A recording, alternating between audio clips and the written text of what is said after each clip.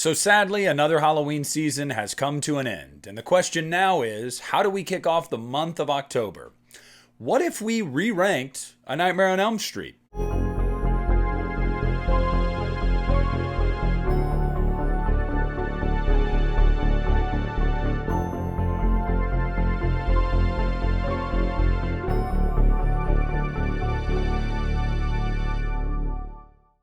Hey, what's up everybody? Nick here, and today I wanted to give you guys a fresh new ranking for the A Nightmare on Elm Street franchise. Now, I got this idea because when I did my Halloween franchise re-ranking for Halloween Day, not only was it really cool to talk to you guys because videos like that always create conversation, but I realized, and a lot of you realized, that I had a lot of different placements from the last time I ranked the series.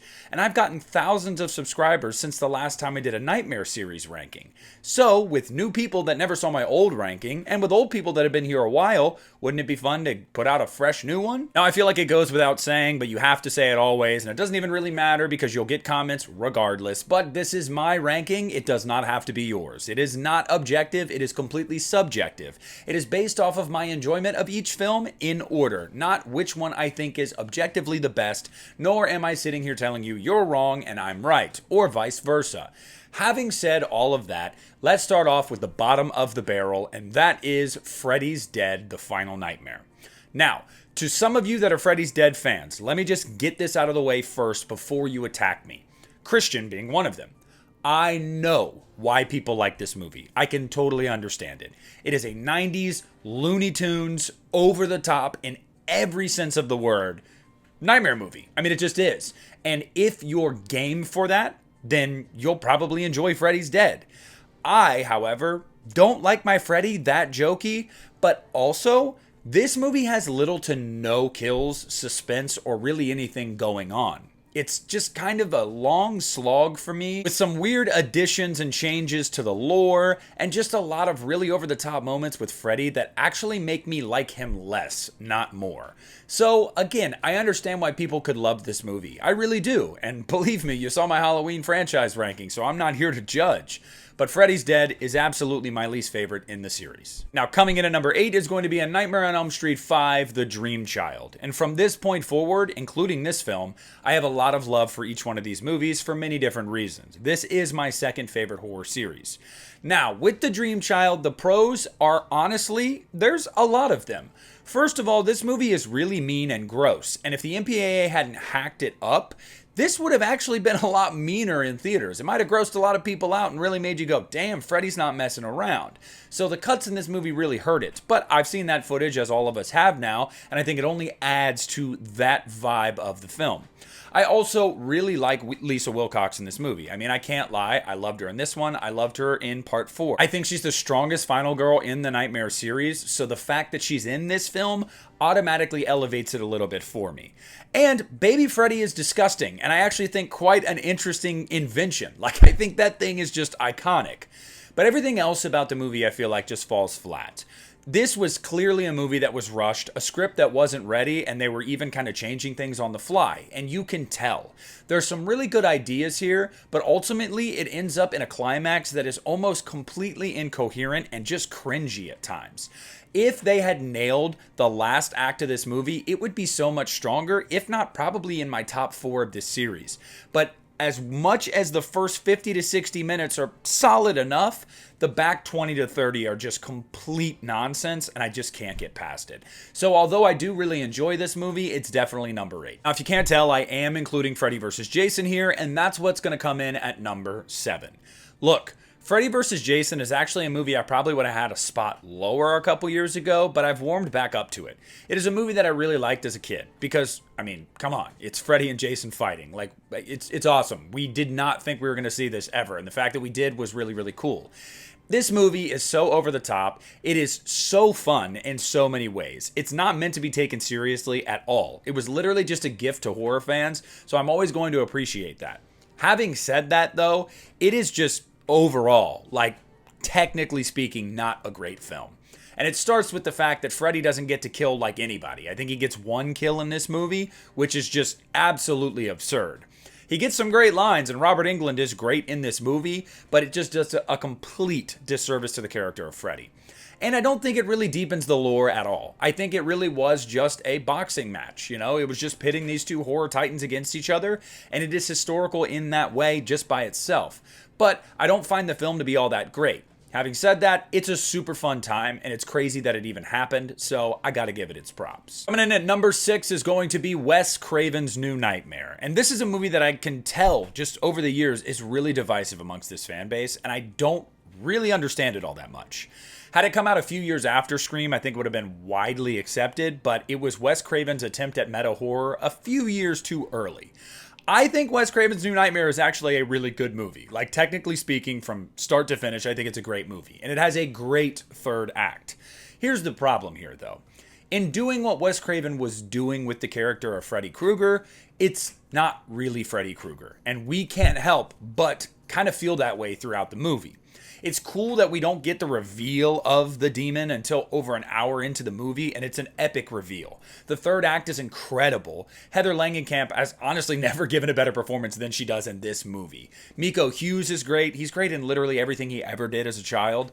But I just feel like the movie is a really slow build, and you can make that work and be effective if there is this underlying air of menace there, if there's some suspense there, and I just don't feel like it's there in the first half of this movie specifically. But the back half of this movie is honestly incredible. Like, it's top tier Nightmare. So I've always landed on the fact that, you know what? I think New Nightmare is pretty damn good. So me putting it at 6 is not me disparaging the movie. I just think there's 5 better movies. I'm sure this top 5 is going to be controversial. That's okay. I don't really think it should be, again, because it's just our opinions, but whatever. Coming in at number 5 is going to be A Nightmare on Elm Street 2010. Right smack dab in the middle of the franchise. And from the day I saw it in theaters, I can say confidently, I thought, yeah, this is right in the middle for me. There are much stronger movies and there are much weaker movies in this series, in my opinion. I have gone on ad nauseum about why this movie is so hated and how I feel like it's a little unfair. I don't really need to relitigate that at this point. I will just say this. Jackie Earle Haley does a really good job with a subpar script that he was given. It's also not his fault that some of the CGI effects, especially on his face, are just absolutely piss poor. Jackie does really good as Freddy, and you actually find sympathy with the character throughout 2/3 of the movie. That's the biggest problem with this movie, though. They toy with you. They toy with the idea of, was Freddy Krueger innocent? And what are the ramifications of that if he were innocent? That piqued my interest, and I know it piqued a lot of people's interest. Sadly, they just kind of pull the rug out from under us and go, just kidding, it's the same thing over and over again, and that kind of pissed me off. Because if you're going to remake a movie, I feel like you should have something new to say, and this movie was daring, and it was bold, and it was going in that direction. Just to not do that almost felt like a slight to the fans, and really kind of insulted my intelligence. Having said that, I love Quentin in this movie. Kyle Gallner is the lead in this movie. I don't care. We're not even going to talk about Rooney Mara in this movie. I know she's a good actress. She's not good in this movie. Period. She's not my lead. Kyle Gallner is. There's some really cool kills, and I love the CGI in the dream world. Like, I think that stuff is top tier. Overall, as a remake, I think it's actually pretty solid. You could do a lot worse than this movie. If nothing else, this movie is briskly paced, it's fun, it's got some good kills, and it kind of expands the dream world a little bit. So, all in all, I feel like it's just a solid movie. Right down the middle, like, you could do better, you could do worse. Coming in at number 4 is going to be A Nightmare on Elm Street from 1984. Now, I know a lot of people probably have this in their top 2 or 3. It's just outside of it for me. As a kid, I probably would have put it at number 1. Like, this movie scared the crap out of me. I think it scarred a lot of us. Like, multiple generations have been terrified by Freddy Krueger in their first introduction to him. This movie is great. Like, it really is great. I think just with the low budget they had, with the interesting idea that Wes Craven had, I think it comes across really well. There's some stuff when you watch it nowadays that you can definitely tell it's dated. It has not aged as nicely as even a movie like Halloween or even the original Friday the 13th in some ways. But I feel like that's not a hindrance to the movie because the stuff that's good about the movie is really good. I'll never, ever, ever forget the first time I saw the scene with Tina in the body bag in the school. That scared the crap out of me. Like, that was terrifying. Of everything in this movie, that freaked me out the most. Also, Freddy is treated as like a movie monster in this movie where you hardly see him. A lot of dark lighting, shadows. I really, really, really like that. Now, it has to be said that Heather Langenkamp, yes, she is not good in this movie. She's not good, guys. She's not good. I I know she's endearing to a lot of us, but her performance is not great. Having said that, though, I think a lot of the players around her are really good, specifically a young Johnny Depp. I think he's actually really good in this movie.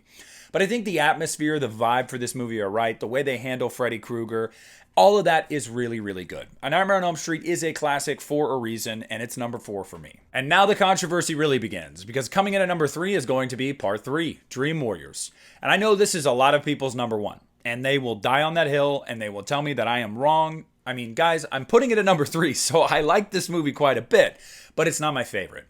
Dream Warriors has all the elements you could want for a good Nightmare on Elm Street movie. You have enough of the wisecracking Freddy, but enough of the serious Freddy. You have iconic kills. You have great performances. You have truly inventive, imaginative stuff in the dream world. All of that is true in this movie. It's all present. Having said that, the reason that this isn't number 1 for me, or even number 2, is because I feel like it was going to take, I don't know, maybe a year to realize some of that stuff a little bit better, because there are some effects in this movie that feel like don't age as well, some sequences that are a little corny for me personally, and I also kind of just hate the way that they kill off Nancy in such an unceremonious way. I know a lot of people say like, oh, she sacrificed herself. Yeah, but I don't know. It has never had the impact on me that I feel like they were going for or that it should have. And maybe that's not Dream Warriors' fault. Maybe that's the original's fault because Nancy just wasn't very good in that one. But Dream Warriors it's great. It is truly great, but it's not my favorite. And then piggybacking right off of that is going to be number 2, Nightmare on Elm Street 4, The Dream Master. Look, this movie, I feel like, is Dream Warriors on steroids, and I will maintain that. This was obviously peak Freddy. This was the era of Freddy, the late 80s, MTV Freddy. This is when Freddy was fully feeling himself. I would say from part 2 to part 5 are like, that's peak Freddy. You don't do better than that. But I feel like Dream Master is probably the best mix of both. Yes, he's jokey. Yes, he's hokey. But he's also creepy enough. He's still dark enough. The movie in and of itself, I feel like, is just, yes, it kind of pisses you off that they killed off the Dream Warriors in the first act of the movie so unceremoniously. Having said that, Lisa Wilcox was great. And her and Dan in this movie, I really like that. Like, that was just something that I gravitated towards. I thought that they were honestly more interesting than most of the people we got in Dream Warriors. So, me personally, I wasn't all that upset. Except Kincaid. You know, that pissed me off. I didn't like to see Kincaid die. But look, Dream Warriors, it absolutely is peak Freddy. I love so many of the kills in this movie. I think that this movie was really one where they started to step outside of their comfort zone and really just swing for the fences. And Dream Warriors, to its credit, is the same way. So I could make the argument that this era of Nightmare on Elm Street, 3 and 4, is the best era, personally. And I think a lot of people would agree with that. It's been interesting to see over the years, a lot of people have come around more to the Dream Master, and they really enjoy this movie too. I know I'm not going to get a lot of people to say that it's better than part 3, but I'm going to die on that hill. I think it's better. If you made it to the end, congratulations, because number 1 is no secret. It is A Nightmare on Elm Street 2, Freddys Revenge. There is so much I could say about this movie. There is so much I have already said about this movie. There's so much a lot of people can say about this movie negatively. The reason that this is my favorite is because even as a child, I felt like this was the scariest Freddy Krueger. I truly felt like this was the most unforgiving, unrelenting, demonic version of Freddy Krueger that there is. I personally find the transformation sequence out of Jesse's body to be like the stuff of nightmares. The pool sequence is absolutely incredible. There is so much about this movie that is inventive, that is risk-taking, not to mention the subject matter, or I guess the subtext here, that was risk-taking at the time. This movie has balls, no pun intended. And I love it for that.